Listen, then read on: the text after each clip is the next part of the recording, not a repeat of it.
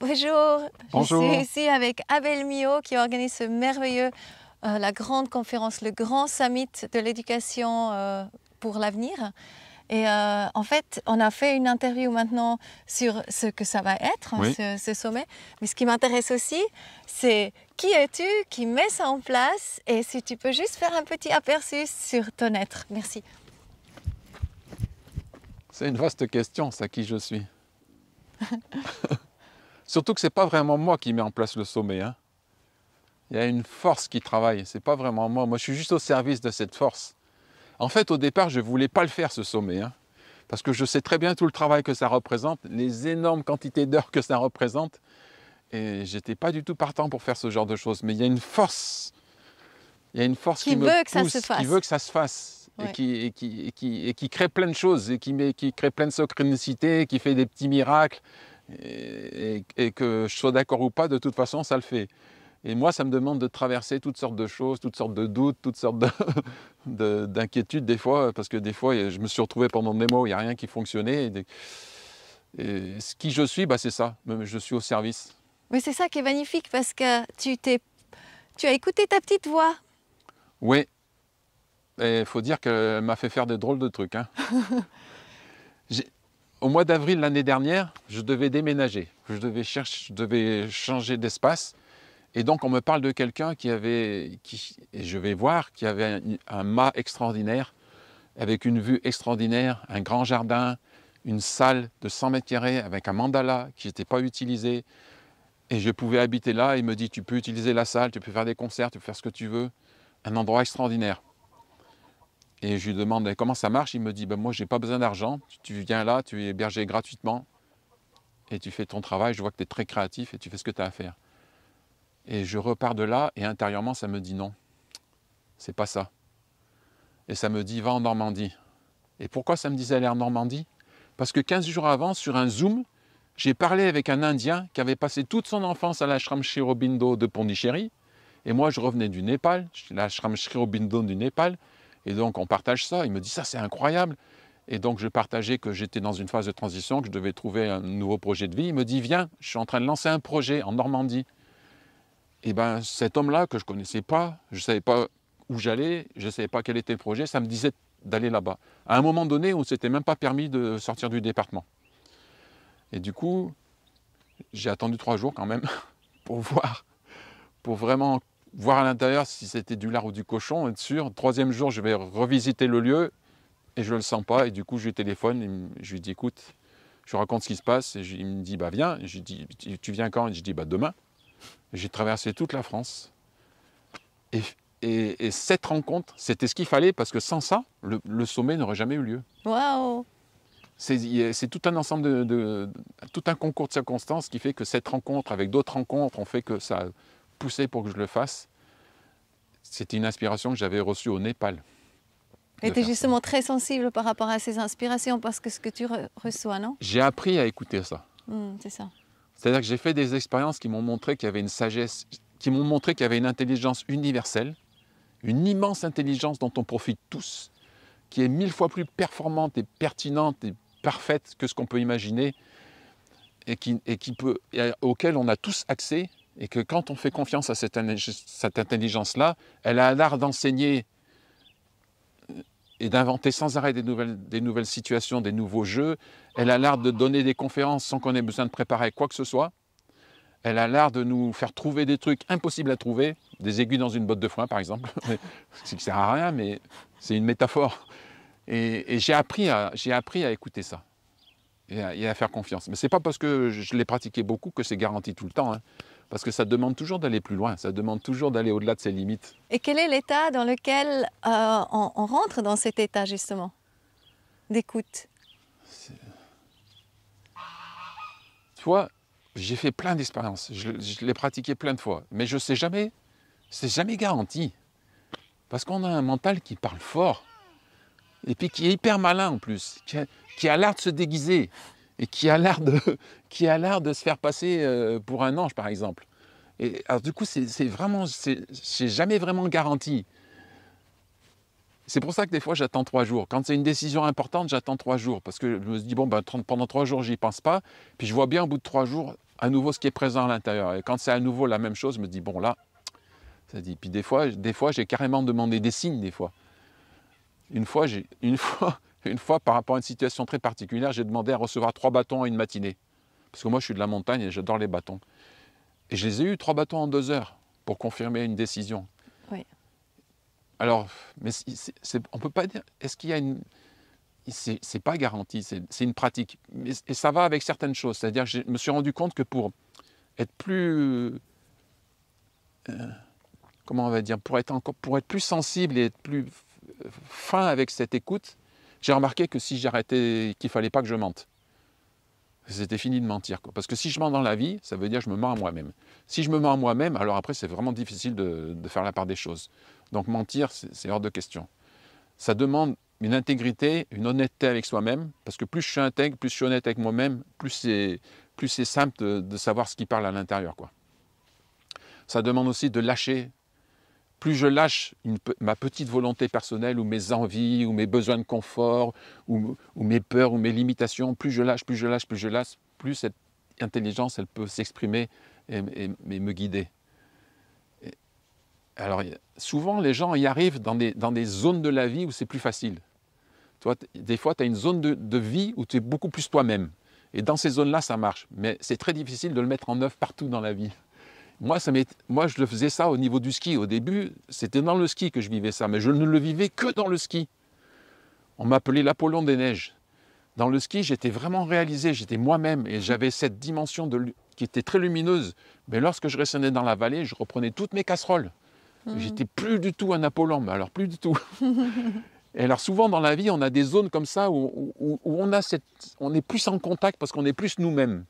Et le but du jeu, c'est de pouvoir être dans cet état-là partout. Tout le temps. Alors c'est toute une vie d'apprentissage et de travail et de guérison et de plein de choses parce que ça demande de traverser toutes sortes de choses qui nous limitent en fait et qui nous enferment. Parce que ce que tu as monté, là, ce que tu es en train de monter, c'est quand même juste énorme au niveau du travail aussi. Tu n'as pas forcément l'habitude de ça et tu as osé faire le pas et lancer ça tout seul. Maintenant, les gens qui viennent, mais c'est quand même tellement courageux. Comment tu as fait ça? Ben, ça m'est dit de le faire, je le fais, c'est tout. C'est ça. Et tu fais confiance que la vie va tout s'arranger pour que les bonnes êtres viennent oui, au bon moment, je fais au bon confiance qu'il y a endroit. une perfection qui organise tout ça.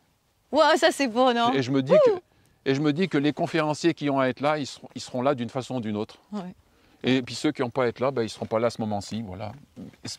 Je ne cherche pas plus que ça à contrôler les choses. Je fais ce que j'ai à faire. J'ai lancé énormément de bouteilles à la mer.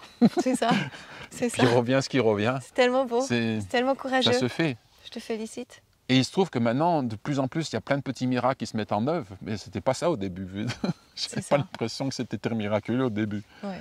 Bien que les retours il y avait beaucoup de retours positifs, mais des fois, au début, il y a eu beaucoup de choses qui ramaient, quoi, qui n'avançaient pas. Mais est-ce que tu pourrais dire pour les êtres qui nous écoutent là et qui nous regardent, est-ce que tu pourrais donner une petite, un petit déclenchement comme ça, qui pourrait, parce que certainement on a tous des fois des grandes envies, puis après on n'ose pas.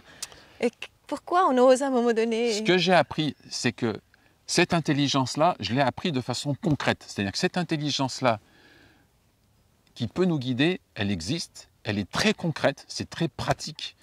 Et la première des choses, c'est de croire qu'elle existe. Parce que si d'abord tu ne crois pas qu'elle existe, il n'y a aucune chance de lui poser des questions et de l'écouter, déjà. Oui, ça c'est vrai. Donc la base, c'est de croire... C'est la foi aussi. Oui, c'est vraiment de croire que cette intelligence-là existe. Et ensuite, d'oser demander, de prendre la première réponse qui vient. Et alors là, il y a une discipline à mettre en œuvre. C'est que quand j'ai une réponse, je dois la mettre en œuvre et je vais jusqu'au bout. Sinon, je ne saurais jamais si c'est du lard ou du cochon. Et même si ça demande des trucs vraiment bizarres ou incroyables, ou qui paraissent des fois... parce que des fois, la vie, elle m'a fait faire des trucs... le mental, il dit « T'es fou, hein, ça va pas, c'est impossible. » Mais comment ça, à ce moment-là, comment tu gères ça ou comment tu travailles alors? Mettre en œuvre et aller jusqu'au bout. Une fois que j'ai demandé, il y a quelque chose qui vient, je le mets en œuvre et je vais jusqu'au bout. D'accord. Si c'est une impasse, je me prends un mur Et puis c'est normal, pas grave, et puis t'aurais c'est pas essayé. grave parce qu'au Ouais. moins je sais d'où ça vient, je sais ce qu'il parlait. Et puis sinon, bah, c'est un tremplin vers quelque chose. Et si je ne vais pas jusqu'au bout, je ne saurai jamais Voilà, d'où ça vient, on est d'où d'accord. ça procède. Mais quand j'avance, bah, je vois ce qui procède, je vois les forces qui sont en œuvre, ou alors je ne les vois pas. Mais du coup, si j'agis pas et que je ne vais pas jusqu'au bout, je ne sais pas. Il y a quand même une discipline qui est demandée pour aller avec ça. Sinon, je ne peux pas travailler avec cette intelligence si en même temps, je n'ose pas la mettre en Ouais. pratique, ça ne peut pas marcher. C'est vraiment t'es vraiment un bel exemple. Mais Hein. on peut faire plein d'expériences comme ça. Mais il y a plein de gens qui l'expérimentent. Par exemple, avec les places de parking, c'est là où le plus de monde Ah oui, l'expérimente. ça tu expliques. Les gens, ils demandent et pouf, ils trouvent la place de parking. Mais pourquoi se limiter à ça? Moi, j'ai trouvé des adresses dans des villes où je n'avais pas de plan, j'avais pas de GPS, il n'y avait personne, c'était un dimanche. J'avais jamais mis les pieds dans ces villes, j'ai trouvé des adresses comme ça. En me laissant guider, paf, juste devant. Oui. Et avant, tu nous as expliqué aussi un très très joli exemple avec demander la petite voix qui amène les miracles. Si à un moment donné, par exemple, ça m'est arrivé, à un moment donné, je sens que je dois aller à un endroit. Par exemple, une fois dans ma vie, ça me disait, va habiter dans le sud, sur la Côte d'Azur. Mais j'avais un budget super réduit. Bon, alors moi je me dis, ok, si ça me dit d'aller dans le sud, c'est que forcément il y a une solution pour mon budget. Et donc, dans ma tête, comme j'avais un petit budget, c'était impossible que ce soit dans une agence de voyage. Pas une agence de voyage, une agence immobilière. Donc pendant 4 jours, j'ai cherché partout. J'ai même trouvé le quartier où c'était, mais pas moyen de trouver le contact pour savoir où cette maison, comment j'ai... Et au bout de 4 jours, je me dis, bon, je suis dans ma voiture et je me dis, bon, j'ai tout essayé. Et dans ma tête, j'entends, non, t'as pas été dans les agences d'immobilière. Ah oui, je ne peux pas dire que j'ai tout essayé parce que je n'ai pas fait les agences immobilières, ça c'est vrai. Donc je vais les faire. Comme ça, je pourrais dire que j'ai tout fait. Il y avait 5 agences. Donc je rentre dans la première, je cherche un logement. Donc c'était Saint-Égule. Enfin, pour te dire, c'est vraiment un quartier, c'est hyper chic. Hein. Et moi, avec mon petit budget, je rentre. Oui, ok, vous avez un budget de combien? Ah mais non, mais c'est carrément impossible. Le moindre studio, c'est 3 fois plus. Oui, je sais bien. Donc je repars. Je savais qu'ils allaient me répondre ça. Donc je ne voyais pas pourquoi. Enfin, toujours est-il que je voulais aller jusqu'au bout, faire toutes les agences. Je fais les 4 agences, même réponse. 5e agence, je rentre, même réponse. Je m'en vais pour sortir et le gars me dit, attendez. Je lui dis, c'est ça. C'est quoi le truc? Je connais un Allemand qui a besoin de quelqu'un, garde sa maison et tout. Pam, bingo. Je me suis retrouvé avec un studio vue sur la mer de 30 mètres carrés, avec moins cher que ce que j'avais. Waouh. C'est ça, cette intelligence-là. Et c'était dans une agence. Oui. Et c'est la dernière, tu vois. J'ai passé 4 jours à chercher partout. C'est ça, c'est magnifique. Et c'était dans une agence parce que moi, j'étais limité dans ma tête. C'est ça. Donc, je ne pouvais pas entendre la voix me dire, va à cet endroit-là, directement. Tu veux bien expliquer l'histoire avec Paris aussi? Ça va faire un peu long, non? Oui, bah, c'est pas grave parce que c'est vraiment un exemple, c'est tellement inspirant. Quand j'étais jeune, j'ai pas eu de voiture avant 32 ans et j'ai fait beaucoup de stops. J'ai passé des heures et des heures à attendre au bord des routes. 2 heures, 3 heures, 4 heures, 5 heures, des fois 6. Oh, c'est fou. J'ai passé des heures à attendre parce que déjà quand tu es un gars, et en plus comme moi, je suis pas un petit bonhomme, imposant, grand, costaud, ça fait pas mal peur déjà physiquement. Donc j'ai passé beaucoup de temps à attendre. Même si j'ai un air sympa, il y a des gens qui me prenaient qui n'avaient jamais pris personne, mais enfin, j'ai passé beaucoup de temps à attendre. Et un jour, j'ai cette pensée qui me dit, enfin, je pense à ce Dieu-là dont on parle, qui sait tout et qui voit tout. Puis moi, je me dis, bon, si vraiment ça existe, si vraiment il y a une intelligence qui voit tout et qui sait tout, forcément, elle sait qui peut m'emmener de quel point, de tel endroit à tel endroit, pour que ça aille vite. Je me suis dit, bon, ben, je vais tenter l'expérience. Je vais poser la question et je vais prendre la première réponse qui me vient. Donc, ce jour-là, je devais aller de Grenoble à Paris, à 550 km. À quelle heure aller faire du stop pour que j'aille rapidement à Paris? 11h15. Poum. Je suis allé à 11h05. J'ai fait ça pendant un moment, j'allais 10 minutes plus tôt parce que dans ma tête, je me disais, des fois qu'ils sont en avance. C'est une drôle de façon de penser, mais pendant un moment, j'allais 10 minutes d'avance toujours. Toujours est-il qu'à 11h15, une voiture s'arrête. Une première voiture, direct à Paris. 5h30. J'avais eu ma propre voiture, je n'aurais pas été plus vite. Incroyable. Alors j'étais tellement super enthousiaste de ce résultat. Au retour, bien sûr, je recommence. À quelle heure je vais faire du stop? 10h10. Je vais à 10h. À 10h10, une voiture s'arrête. 4h30 après, j'étais agronome. J'ai voyagé encore plus vite.